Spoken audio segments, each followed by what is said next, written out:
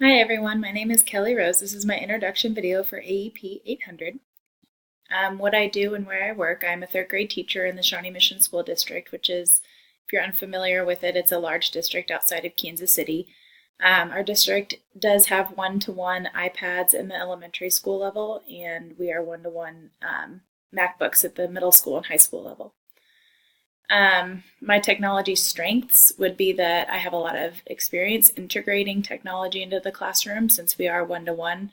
My students use iPads every day for a lot of different things, for projects, for practice. And I'm pretty quick to pick up on new technologies, especially if I have someone showing me how to do it and how to use it. Some weaknesses I have is that I get frustrated easily when something's not working the way it should. And I tend to stick to technology that I'm comfortable with. I don't really branch out very often and use new things. What I'm hoping to get out of this class is just new ways of integrating technology into my classroom, becoming a little more confident and comfortable using different technologies, especially the ones that I've never used before, and being able to use technology to its fullest extent, and not just for practice or things like that, but actually using it in ways that will definitely help my students learn a lot more and a lot better.